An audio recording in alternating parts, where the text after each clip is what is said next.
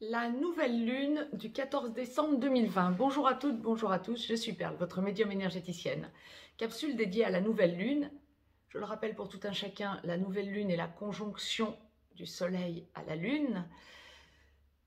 Pour cette nouvelle lune donc du 14 décembre 2020, la conjonction aura donc lieu à 16h18 temps universel, 17h18 temps universel plus 1 en heure d'hiver pour l'Europe de l'Ouest par exemple. Cette conjonction va s'effectuer à 23 degrés 8 minutes Sagittaire, le Soleil et la Lune étant donc à 23 degrés 08 Sagittaire. J'ai donc listé pour vous, et il y en a un certain nombre, les aspects notoires pour cette nouvelle lune. Bien, il est à signaler avant tout que c'est une nouvelle lune à éclipse totale. Ce qui signifie que nous allons avoir une éclipse totale du soleil, bon, visible plutôt dans l'hémisphère sud que dans l'hémisphère nord, plutôt du côté de l'Argentine, de l'Antarctique, etc., que en Occident. Ceci étant dit, c'est une éclipse totale qui atteindra pour ceux qui auront la chance. J'ai envie de faire un clin d'œil, par exemple, en Nouvelle-Calédonie, pour ne rester que ou en Australie ou en Argentine.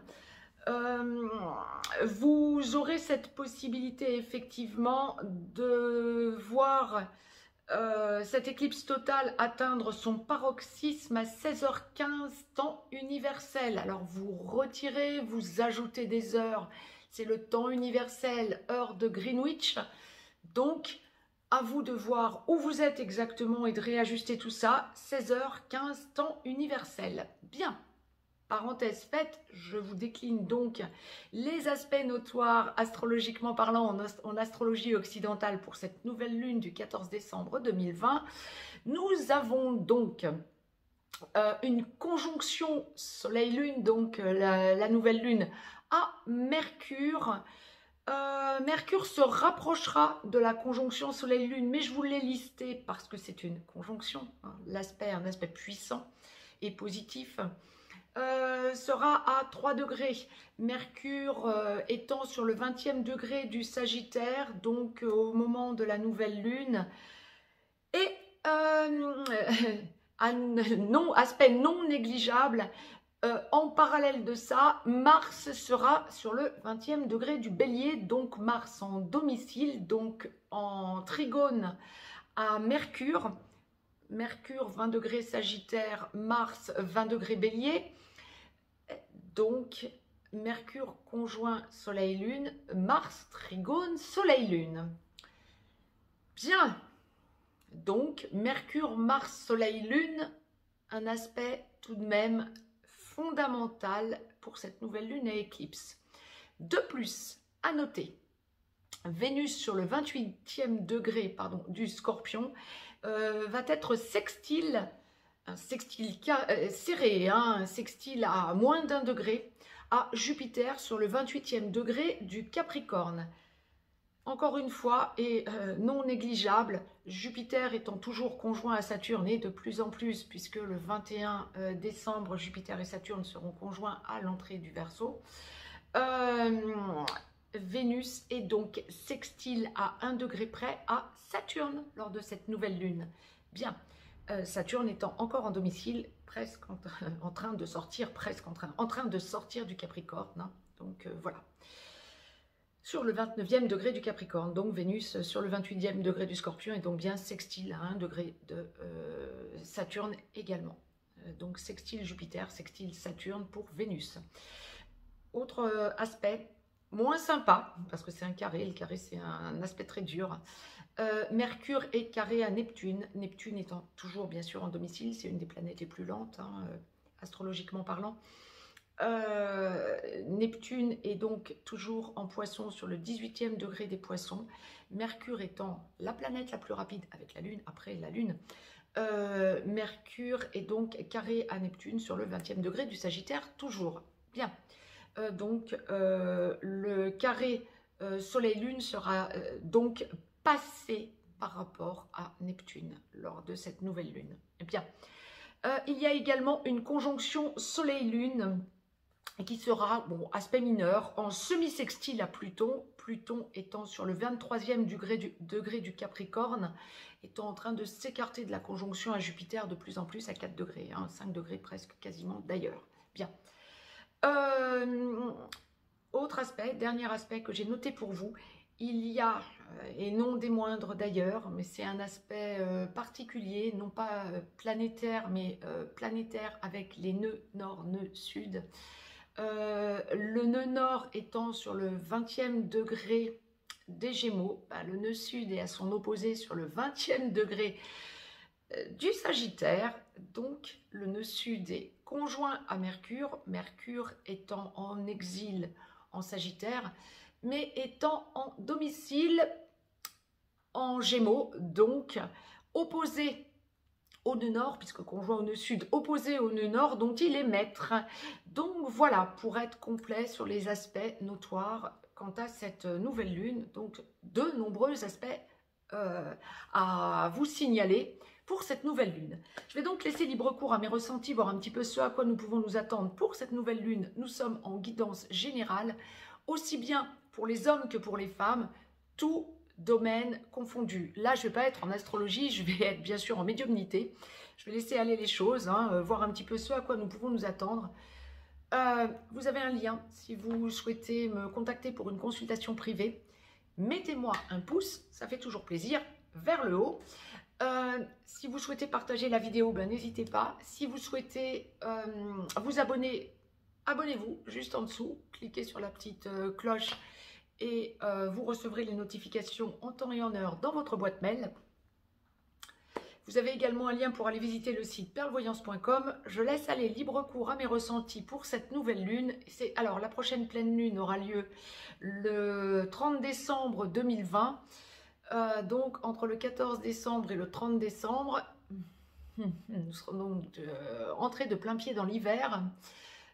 Solstice d'hiver le 21, je le rappelle, je vous ai mis une vidéo il y a peu vous expliquant ce qu'il se passe entre le 12 et le 21 décembre, le 21 étant l'apogée et un changement de paradigme en quelque sorte.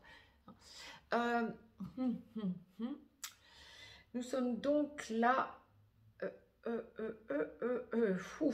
beaucoup de choses qui arrivent. Je suis en train de voir quel domaine va être impacté en premier, en tout cas ce que la source nous envoie en premier. Le professionnel. Bon, bien ce sera soldé, même si bon nombre d'entre vous vont pouvoir commencer un petit peu à ralentir le rythme pour les fêtes de fin d'année. Nous sommes donc dans une période de changement. Tout ce que vous avez pu espérer jusqu'à présent commence à bouger. Alors pour ceux qui cherchent du travail ou qui attendaient une mutation, un changement, une réorientation dans l'entreprise ou une promotion, ouais, il y a vraiment le côté aboutissement pour vous, mais attention, ne précipitez pas les choses. Ce que l'on est en train de me signaler, c'est que vous avez touché du doigt une possible évolution. Vous en avez peut-être beaucoup parlé, à un moment donné, peut-être entre collègues, peut-être à vos supérieurs, peut-être autour de vous. Vos amis aussi, relationnels, etc. Ce dont vous êtes en train de vous rendre compte, c'est qu'il y a d'autres possibilités que vous n'aviez peut-être pas envisagées jusqu'à présent. Ne précipitez pas les choses, ressentez qu'il vous faut laisser aller tout le potentiel. Alors ça, c'était valable, la source nous envoyait ce conseil pour les personnes qui attendaient qui est en recherche de travail, de nouveaux contrats, pour les personnes qui attendaient une mutation ou qui attendaient une promotion. C'est le cas aussi pour les chefs d'entreprise, pour les responsables, pour les patrons, pour les dirigeants, pour les auto-entrepreneurs aussi. De nouvelles solutions s'offrent à vous et vous êtes en train d'évoluer vers des sommets. Non, ce serait trop facile. Oui, pour certains, bien sûr. Oui, oui, vous aboutissez. Mais il y a des choses que vous tentez de mettre en place depuis longtemps. Ça bloquait un petit peu il y a des blocages dans la quinzaine qui vient. Par contre, il y a aussi de nouveaux faits, c'est ce que je vous disais. On m'a envoyé dans un premier temps pour les personnes qui recherchaient un emploi ou attendaient une promotion. Il y a aussi pour la globalité des personnes qui attendaient une évolution, les chefs d'entreprise, les auto-entrepreneurs, les patrons, les responsables, les dirigeants, il y a vraiment ce côté aussi, chose que vous n'aviez pas envisagée et vous touchez quelque chose du doigt qui vient se surajouter dans le bon sens du terme à la progression que vous attendiez, ce qui vous met dans des énergies encore meilleures que prévues. Bah, tant mieux, écoutez. Il y en a peut-être parmi vous qui vont se sentir un petit peu pris au piège parce qu'il y aura précipitation, impression que vous ne contrôlez plus. Oui, la source envoie attention, sans précipitation, prenez le temps du recul. Bien, il y a vraiment cette idée de choses qui se mettent en place, attendues depuis longtemps et qui arrivent d'un claquement de doigts, j'ai envie de dire. Le déblocage arrive. Attention, ne précipitez rien. Je ne dis pas de laisser passer non plus l'opportunité, bien évidemment. C'est une évidence. Mais trouvez un juste milieu parce qu'il y a de nouvelles choses qui se mettent en place que vous n'aviez pas prévues. Vous pouvez vous attendre à des suppléments, des rajouts, ça ne m'apparaît pas comme des difficultés, bien au contraire. Des choses qui viennent se surajouter et bonifient les choses. Donc, tant mieux. Bien, quand on va aborder la sphère familiale, gros déblocage, bon, indépendamment des blocages, des blocages, je parle bien de blocages mondiaux liés à la crise sanitaire, on commence pour les fêtes de fin d'année à sentir qu'on lève un petit peu quand même les blocages justement pour laisser les familles, on aborde donc la sphère familiale, la source m'envoie très clairement la sphère familiale en second à traiter, donc on laisse un petit peu espoir aux familles de pouvoir se retrouver, suivant le pays dans lequel vous évoluez, bien évidemment. Bon, là, je ne vous apprends rien, là, on n'est pas en médiumnité. En revanche, ce que la source est en train d'envoyer, ouais, c'est... comment je peux vous dire ça? Évolution liée à ces déblocages, évolution familiale, alors que vous sentiez que des tensions étaient générées, non pas parce que vous n'arriviez plus à envisager vraiment ou non de vous voir en famille pour les fêtes de fin d'année, je dirais c'est même pas, c'est beaucoup plus que ça. Quand il y avait tension familiale, vous allez sentir qu'il y a détente. Rien à voir avec la crise sanitaire, donc c'est pour ça que je voulais faire le point avec vous et que la source me l'envoie bien autrement. On est vraiment entré dans un climat où changement de paradigme, ce que je vous évoquais pour le 21, à partir du 21 décembre, les choses vont se mettre en place différemment. Oui, effectivement, mais à partir du 14, vous allez sentir qu'il y a un lâcher, qu'il y a quelque chose qui est en train de se mettre en place différemment, déjà familialement parlant, des choses qui commençaient à bouger favorablement, des reprises de contact, vous essayez de mettre de la rondeur, vous essayez de mettre de l'huile dans les rouages, clairement, familialement parlant, quand il y avait tension, vous allez vous rendre compte que vous allez de plus en plus vers la libération globale. On fait des efforts de partout, des deux côtés, quand il y avait tension de deux côtés, que ce soit enfants, parents, fratrie, etc. On essaie d'arranger les choses des deux côtés. On fait des efforts des deux côtés. On observe la situation des deux côtés, on veut débloquer les choses des deux côtés, etc., etc. Et ça va apaiser les tensions. Lorsqu'il y a... alors, viennent s'y joindre familialement parlant, comme la source m'envoie, des tensions, par exemple, liées à des héritages, à des ventes de biens immobiliers en liquidation. Alors, ça va toucher aussi bien... les liquidations pour les héritages lorsqu'il y a choses à solder familialement parlant ou les liquidations matrimoniales, donc lors de divorce, etc. Ou séparation. Après, je pense que la source va aborder la sphère sentimentale, mais là, familialement parlant, ou lorsqu'il y a liquidation matrimoniale, on aborde la sphère juridique. Attendez-vous à des solutions auxquelles vous n'aviez peut-être pas pensé, que vous n'aviez pas envisagé. On parle de sujets, on évoque des sujets, on attend des déblocages. Ça se débloque, mais de façon inattendue et peut-être avec des solutions non envisagées de part et d'autre, ou propositions juridiques de choses non envisagées. Essayez d'apaiser les choses parce que ça ne va pas se faire forcément d'un claquement de doigts. Là encore, ne précipitez rien. Essayez de peser le pour et le contre. Essayez de prendre du recul en vous disant que on n'est plus à 2 jours près. J'ai envie de dire, ne laissez tout de même pas passer l'opportunité. Encore une fois, bien évidemment, c'est pas ce que la source est en train de vous conseiller. Mais il y a vraiment des avancées pour la quinzaine à venir, sans précipitation aucune. Prenez le temps d'en discuter autour de vous, prenez le temps d'en discuter avec peut-être des amis, du relationnel, des personnes qui seront aussi peut-être professionnellement parlant plus à même de vous aider. Il y a vraiment une idée de non-précipitation.